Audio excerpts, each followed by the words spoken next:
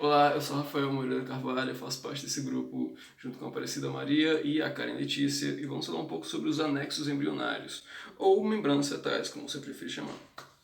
Essas membranas fetais ou anexos embrionários são as estruturas que não fazem parte direta do embrião, porém são indispensáveis para o seu desenvolvimento até antes do nascimento. Os embriões humanos se desenvolvem a partir de um ovo com poucas reservas nutricionais e toda a gestação acontece dentro do útero, o que, como consequência, a forma e a função de seus anexos embrionários são diferentes de outros animais, como exemplo, animais aquáticos que já iniciam sua vida num estágio larval, onde ele já se torna independente ali, já vai atrás da própria comida e tudo mais. Isso é bem comum, inclusive, com mosquitos mesmo, Aedes aegypti. Eu faço parte de um projeto, eu trabalho um pouco com isso, então eu sei que existe vários outros animais que, mesmo em suas formas bem iniciais, eles já se tornam bem independentes, diferente de nós humanos. Nós iremos falar mais sobre a estrutura da função das membranas fetais na espécie humana, inclusive. Vou falar primeiro agora sobre a implantação.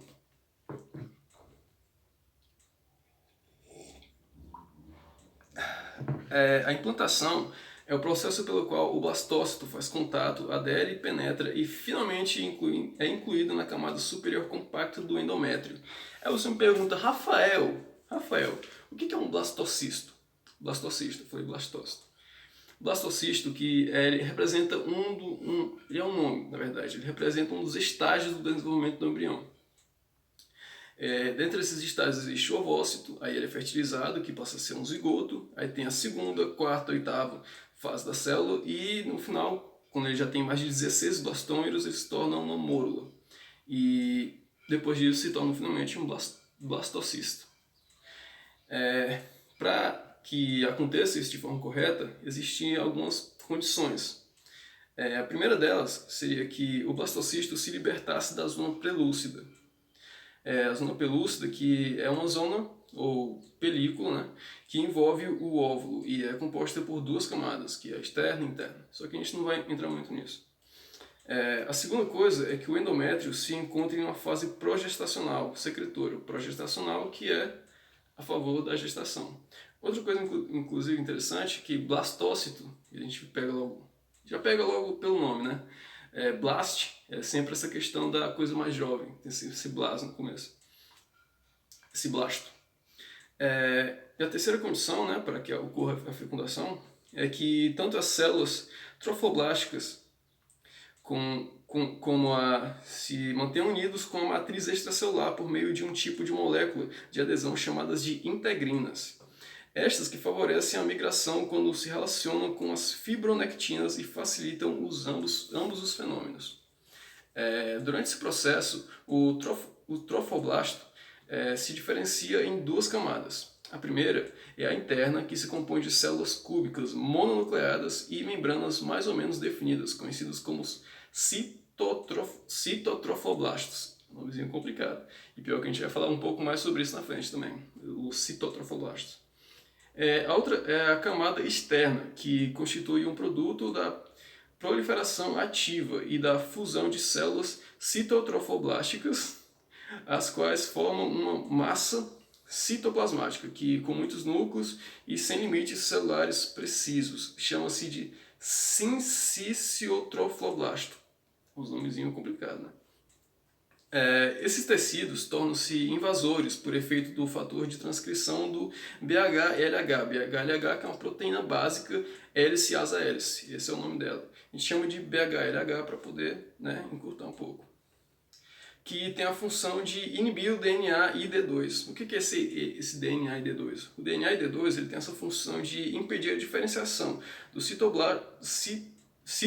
citotroblasto e de manter baixas as concentrações de integrinas e de ciclinas, o que freia a proliferação e limita a sua invasão.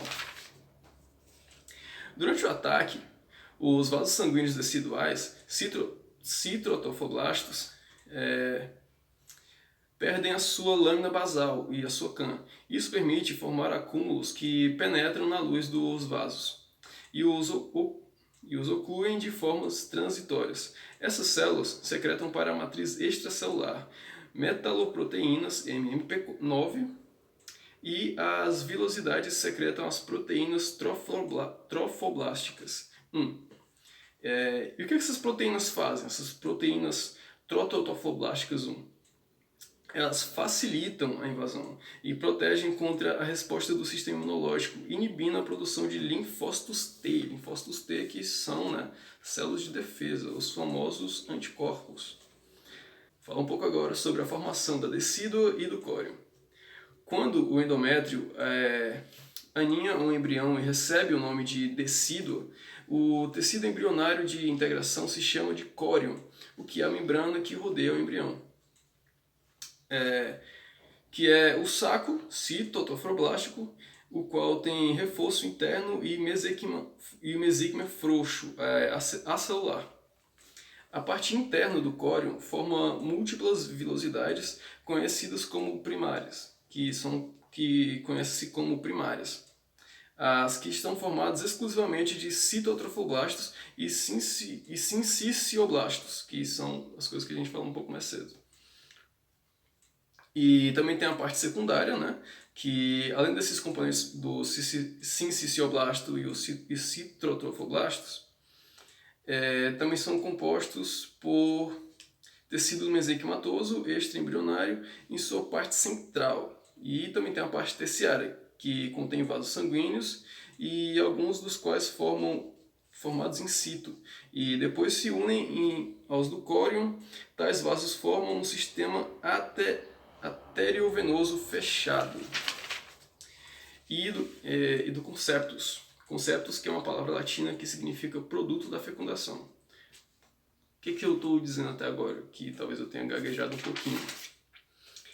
Que existem 3 partes, assim como pode ser visto na imagem do slide. Essas 3 partes elas se dividem em primárias, secundárias e terciárias. E tem umas pequeninas diferenças entre elas. Isso no caso da parte interna da formação do córion pelas velocidades e tal. A primeira delas, como eu já falei, ela é exclusivamente feita de citotrofoblastos e sincioblastos. A secundária, que além desses componentes dos citoblastos e do citotrofoblastos, também tem o tecido mesenquimatoso extraembrionário em sua parte central. Ou seja, já tem uma diferençazinha ali. Vou mostrar aqui, dar um zoom melhor para vocês na imagem, para poder dar uma olhadinha. E as terciárias, que contêm vasos sanguíneos, alguns dos quais se formam in situ e depois se unem com as do córion. Tais vasos formam um sistema arteriovenoso fechado e até o conceptus. Conceptus, que é aquela palavra latina que significa o produto da fecundação, que a gente vai usar daqui a pouco também. Dá-se o nome da velocidade de ancoragem ou de fixação às que crescem desde a placa coriônica, do teto do córion ou até a placa decidual, ou de seu piso. A partir disso, formam-se brotos que originam as velocidades livres. Velocidades livres que eu vou estar dando um zoom aí para vocês na imagem e tudo mais, para poder acompanhar tranquilo. E, bem, também temos aqui o citotrofoblasto libera os fatores de crescimento, que parece que induzem. E também os citotrofoblastos liberam fatores de crescimento, que, ao que parece, induzem a secreção gonadotrofina, a secreção de gonadotrofina crônica humana, HCG.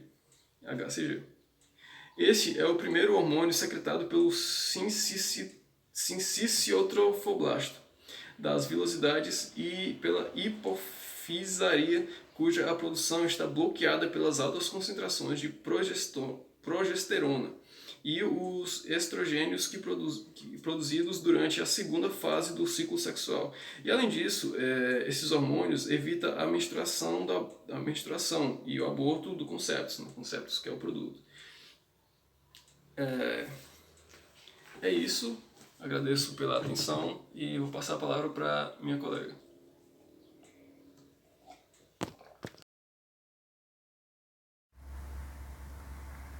Como já havia falado anteriormente, denominam-se anexos embrionários e membranas fetais as estruturas que não fazem parte direta do embrião, mas que são importantes para manter seu desenvolvimento até o seu nascimento.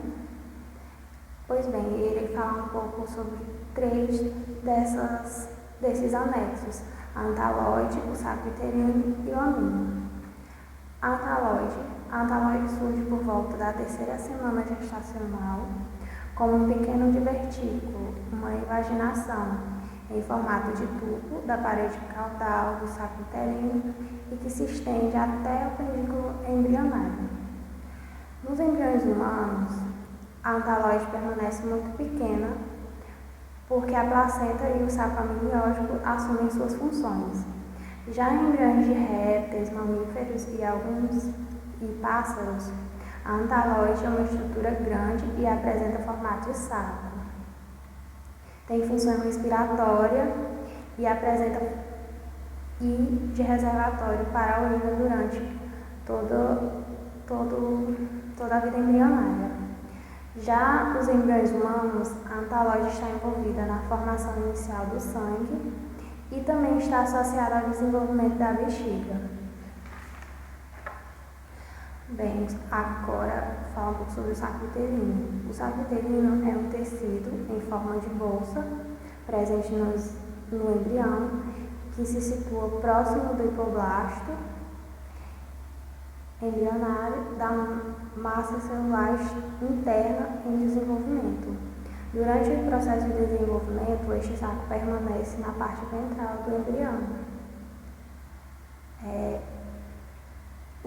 O saco uterino primário, que é a estrutura de parede endodérmica muito fina, também é chamada de membrana isocelômica, e temos o saco uterino secundário ou definitivo, que é a estrutura formada por células endodérmicas. Ele é recoberto externamente por mesoderma, explano extraembrionário. No início da gestação, o saco uterino serve de reservatório de lipídio, gorduras e proteínas. O amino. O amino é uma estrutura, uma membrana que envolve todo o embrião, contendo na sua cavidade o líquido amniótico. O crescimento da vesícula amniótica. Bem, na 2ª semana, o homínio cobre somente o dorso do embrião. Já na 3ª semana, ultrapassa as regiões cefálica e caudal do embrião, chegando até o pericárdio e saco uterino secundário. Enquanto, pelo extremo caudal, se relaciona com o pendículo de fixação e com a parede posterior do saco uterino. Lá pela 6ª semana, cobre totalmente o conceptus, adere-se ao cóleo e forma a membrana cariomiótica, que no final do 3º mês enche a cavidade uterina e entra em contato com a vesícula parental.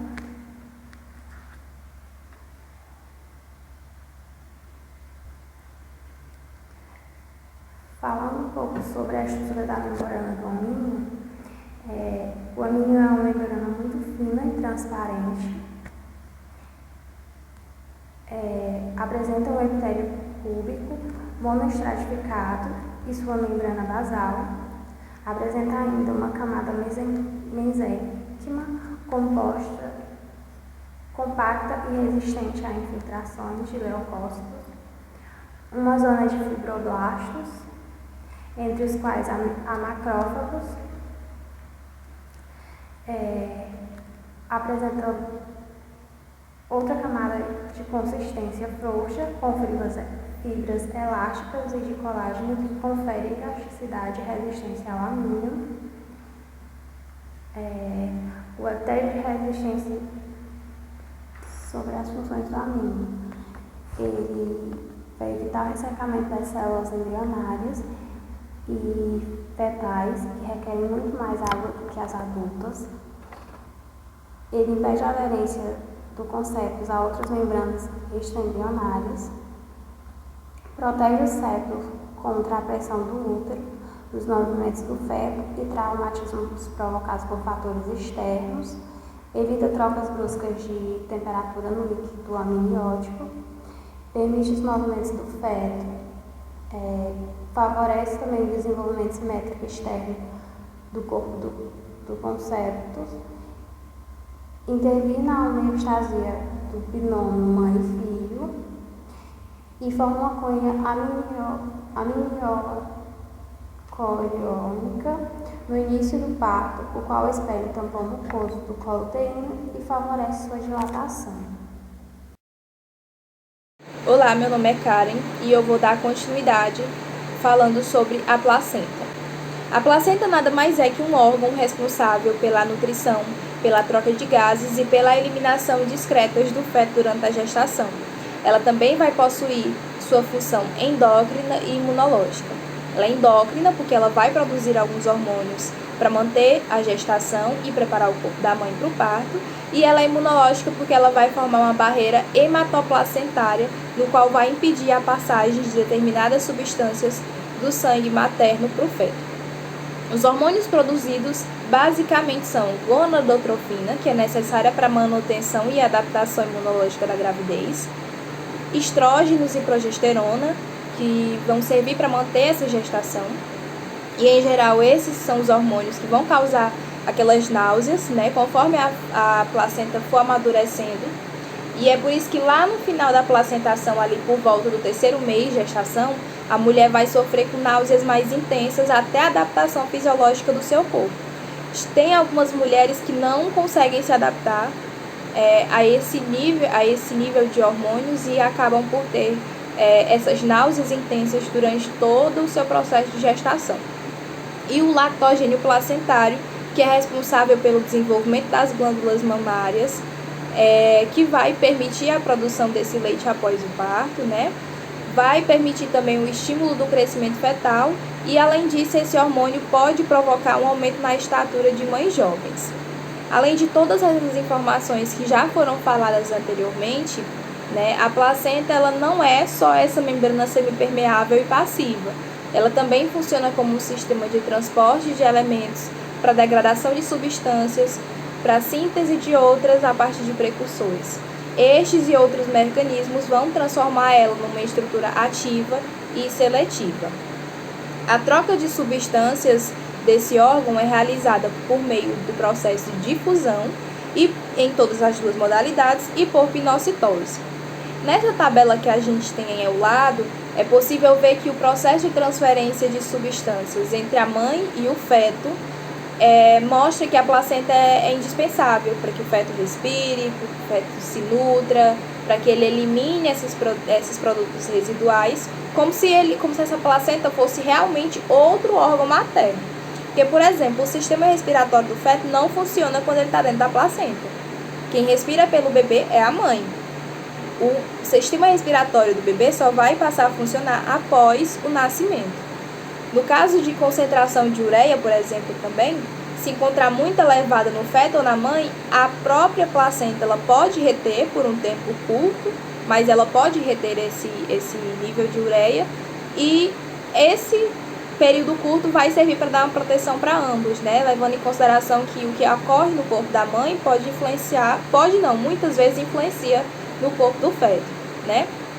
A tabela também mostra que medicamentos passam com facilidade, né? E mostra que várias outras substâncias, né, quando consumidas persistente pela mãe, como álcool, cocaína e outras drogas, são causas do aumento da morbiletalidade, imaturidade, prematuridade e defeitos congênitos.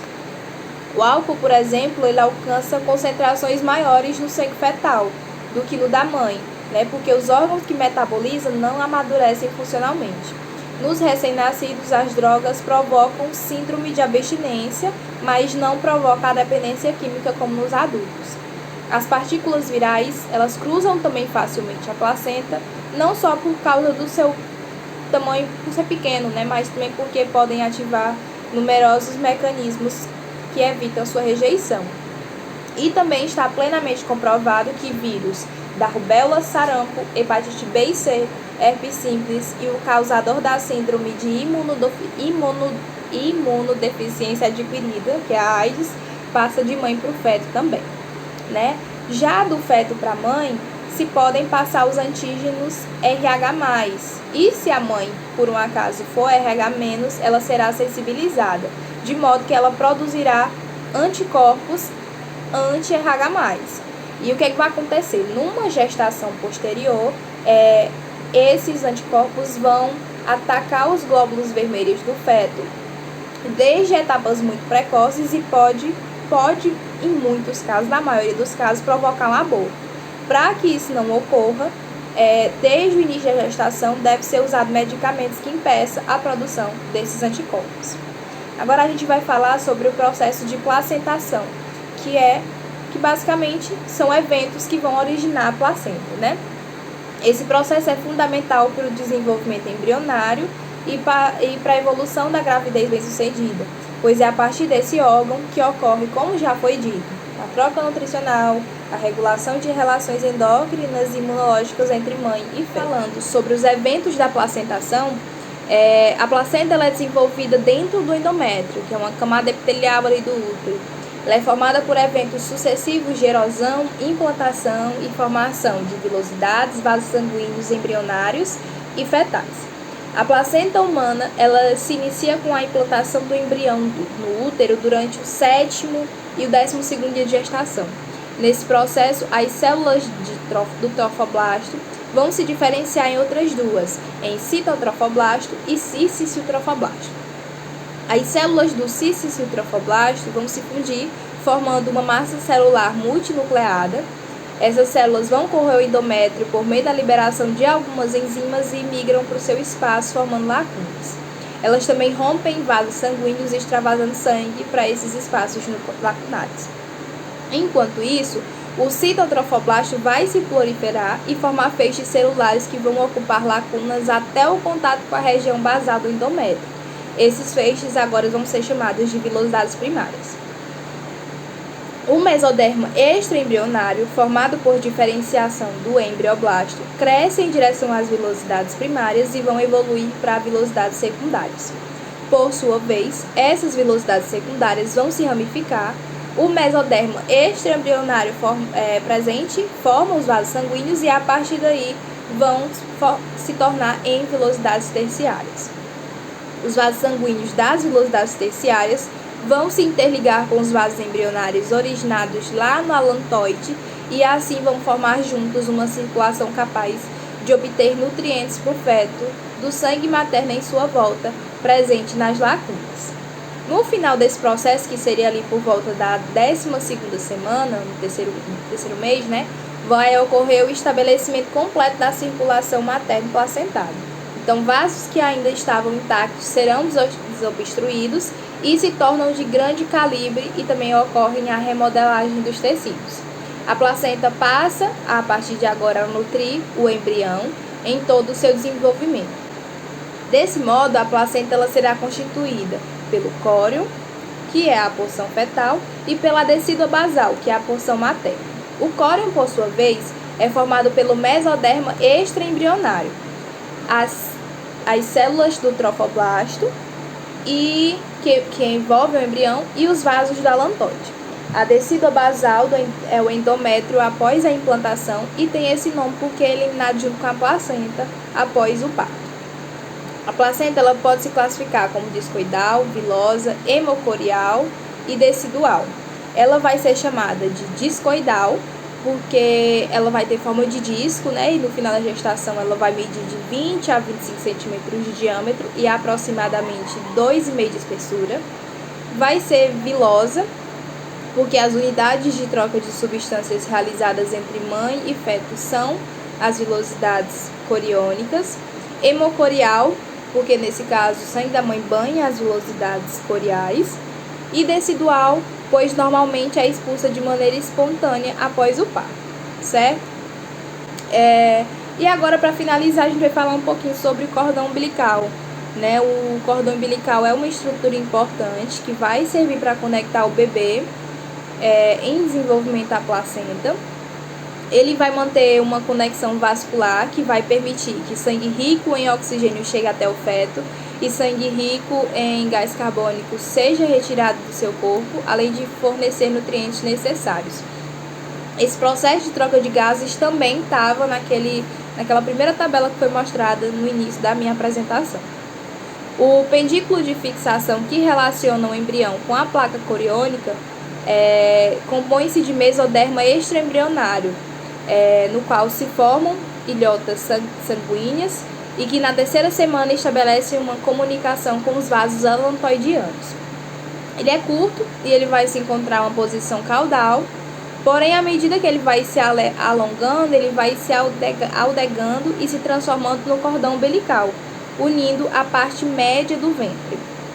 O mesênquima dessa estrutura produz uma substância chamada gelatina umbilical, que vai empacotar os vasos do cordão e diminuir o risco de que se comprimam e ocasionam a hipóxia do feto. Ao término da gravidez, o comprimento do cordão pode chegar de 50 a 60 centímetros, com os 2 centímetros de diâmetro.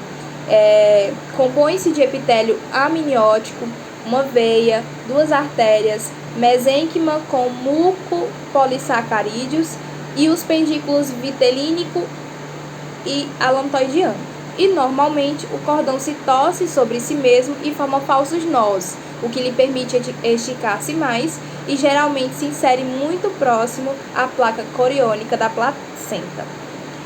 A nossa apresentação finaliza aqui e aí estão as nossas referências bibliográficas.